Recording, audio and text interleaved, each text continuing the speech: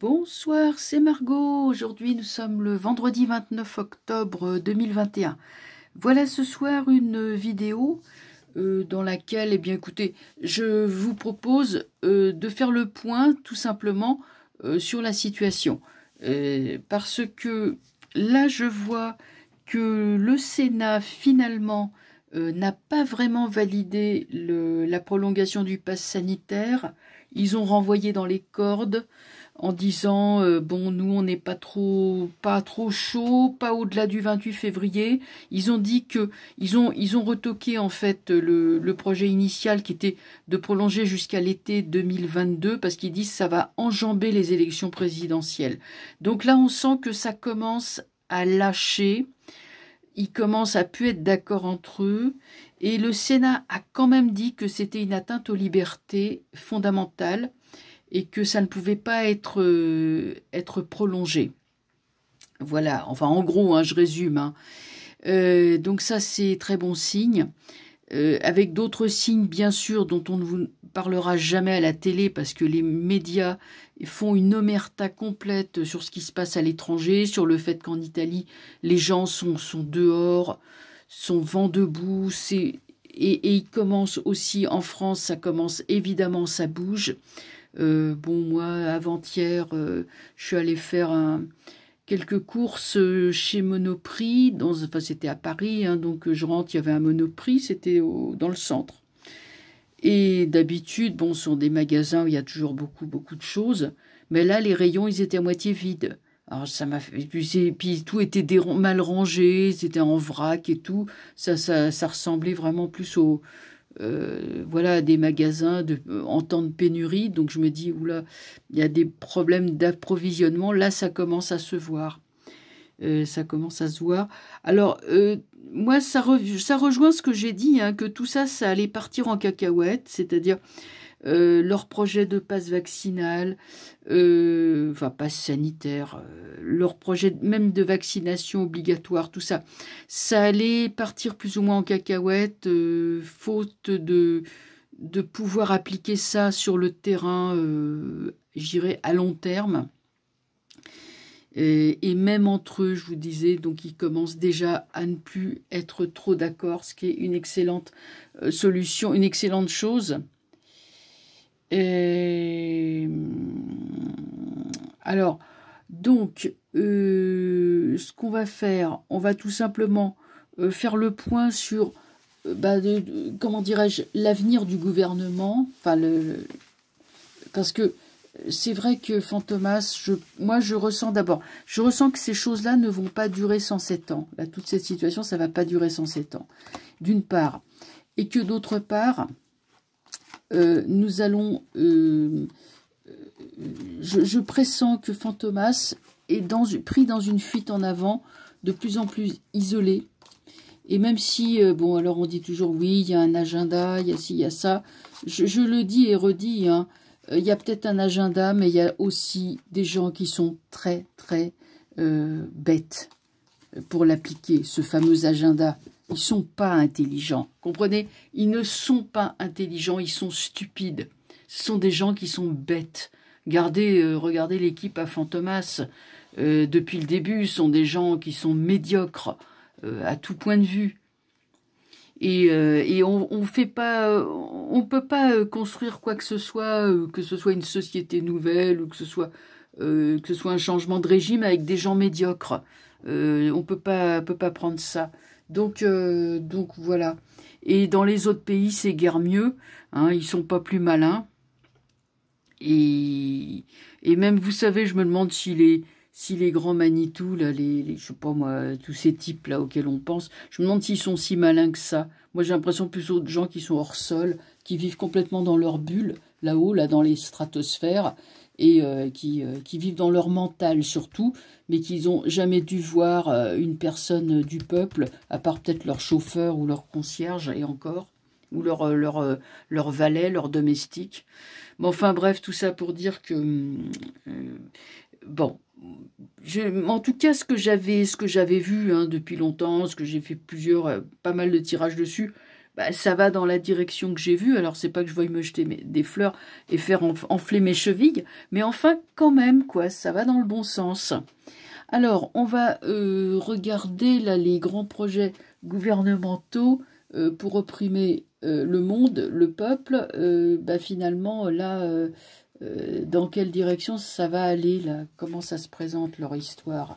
Fantomas et ses projets grandioses de verrouiller toute la population, de vacciner tout le monde, etc., etc. Force renversée. Alors ça, c'est intéressant parce que on voit que la force, elle est plus de leur côté. Hein. Mat, papesse, pendu. Eh ben voilà, le jeu est clair. Hein. Il n'y a même pas besoin de faire 36 douzaines de commentaires. Ça va très mal. Hein. Pour excusez-moi, pour Fantomas. Parce que Fantomas a perdu la main. Là, il est dans une fuite en avant.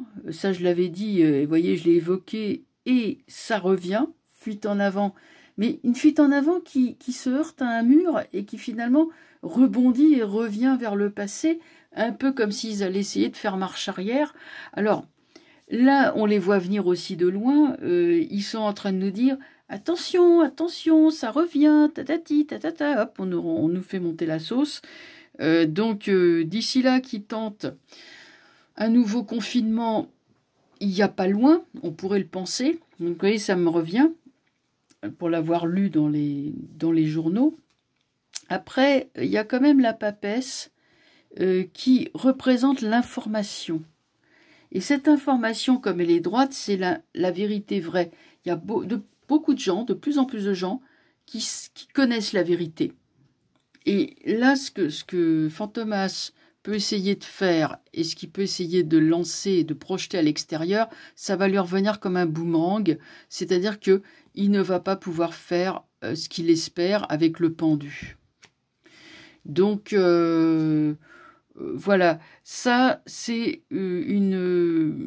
pour moi, c'est un jeu qui n'a pas ni force ni racine, et c'est toujours comme ça avec Fantomas. Donc c'est un type qui passe son temps à courir en avant et qui compte essentiellement sur la docilité des gens. Je crois que c'est sa principale, comment dire, sa principale stratégie consiste à s'appuyer sur la manipulation psychologique des foules en leur faisant peur et en leur disant assis pas bouger, quoi, en gros. Je crois que c'est surtout ça. Après, bon, tout en étant absolument odieux, avec des catégories de personnel comme les soignants. Mais mis à part ça, c'est quand même, moi je l'ai toujours dit et je le redirai toujours, la fantomasserie, c'est avant tout quand même beaucoup d'esbrouf et beaucoup de blabla et beaucoup de manipulation. C'est le talon d'Achille. C'est faible. Tout ça est faible. Alors, je vais regarder. Donc, nous voyons que Fantomas essaye des choses qui lui reviendront en boomerang dans la figure. Je vais regarder quand même s'ils ne vont pas essayer de nous reconfiner. Là, ils avaient un peu lâché le pied avec les confinements. Mais enfin, vous savez, d'ici là, qui tirent sur la laisse pour nous faire comprendre que c'est eux qui nous dirigent, enfin qui prétendent nous diriger. On va regarder parce que là on nous dit oui, attention, voilà, le virus revient. Ouais, bien sûr, mais enfin on est en automne aussi, hein, sur les changements de saison. Faut toujours savoir si c'est bien du zouzou dont on parle, si c'est pas autre chose. Donc, est-ce qu'il va tenter un nouveau reconfinement? Là.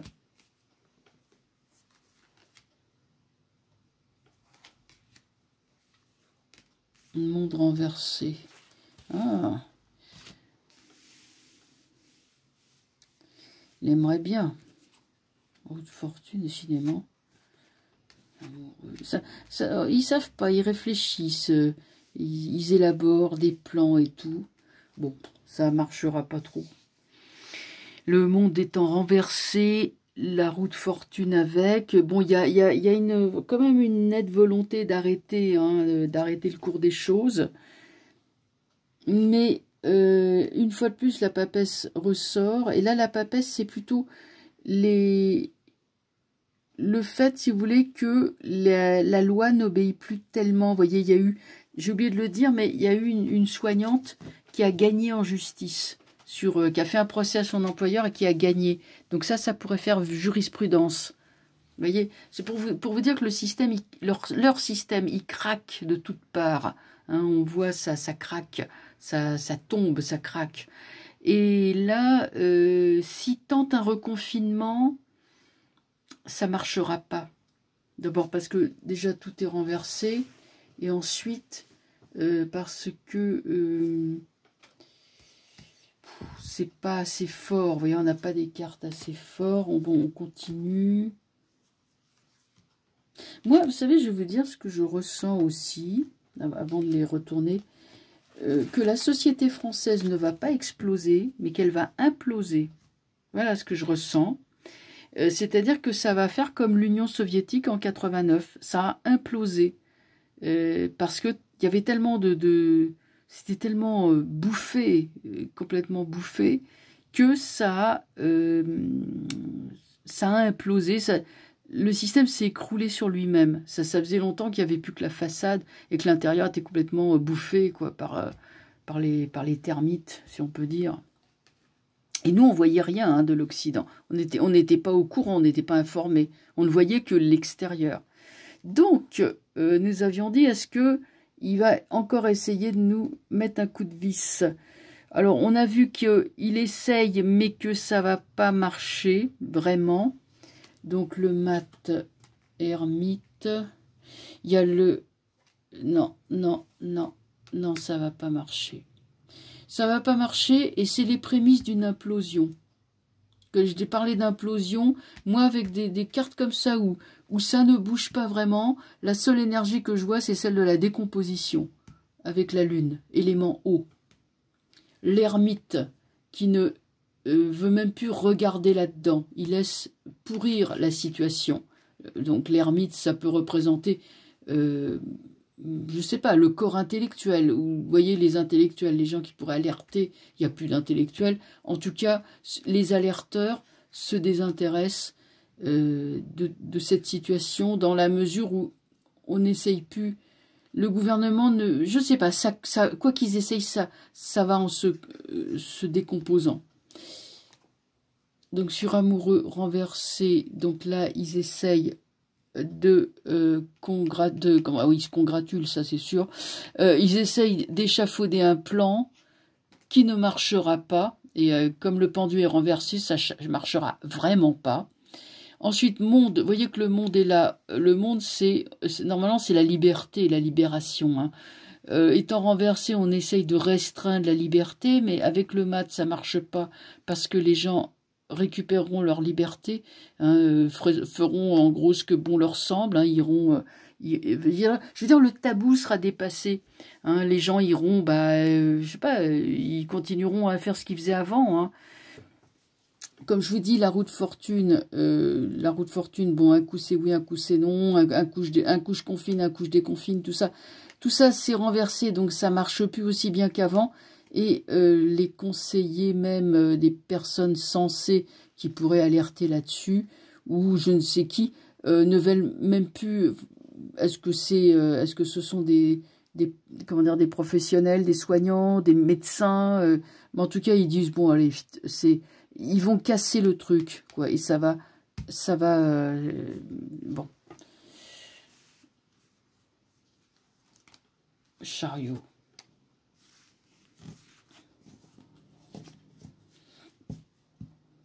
Le chariot apporte un petit regain d'énergie, mais moi je crois que ce regain d'énergie, c'est surtout le regain de la foule qui va grossir, hein, qui va grossir et manifester.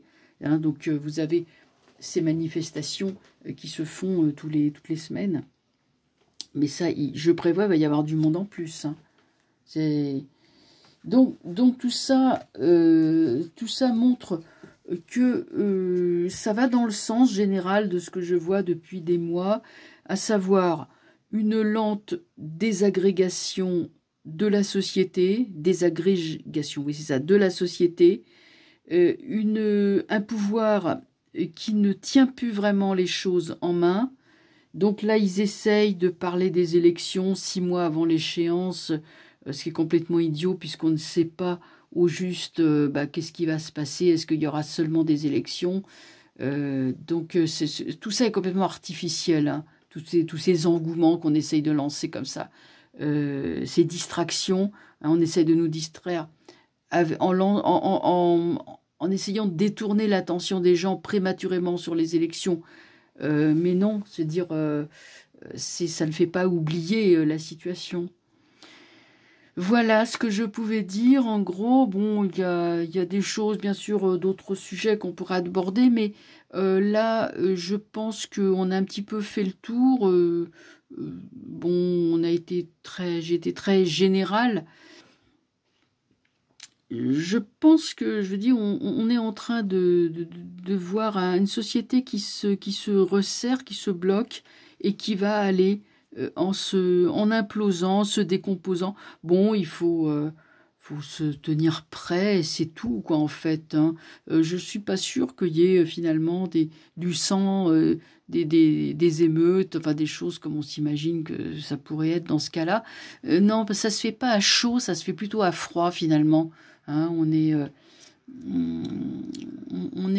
je pressens beaucoup de passivité, mais aussi de résistance passive, de force d'inertie. On est dans l'inertie, on est dans quelque chose, on n'est pas dans quelque chose de droit, de direct, vous voyez, qui casse et qui tranche. On n'est pas là-dedans. On est plutôt on laisse les choses pourrir finalement, qui vont tomber.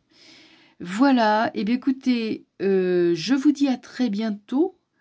Et bien sûr, je reviens. Là, s'il y a des choses importantes qui se préparent, bien sûr, je serai là. Pour l'instant, je ne sens pas de changement. Bon, je peux me tromper. Il n'y a pas de coup de théâtre pour l'instant. Enfin, n'en sait-on jamais.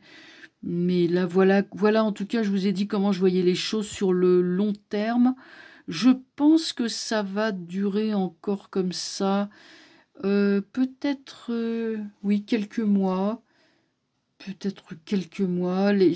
Bon, après, on a une échéance électorale. Point d'interrogation là-dessus. Va-t-elle avoir lieu ou pas? Parce que moi, c'est plutôt ça la question que je me pose. Bon, ça, la Macronie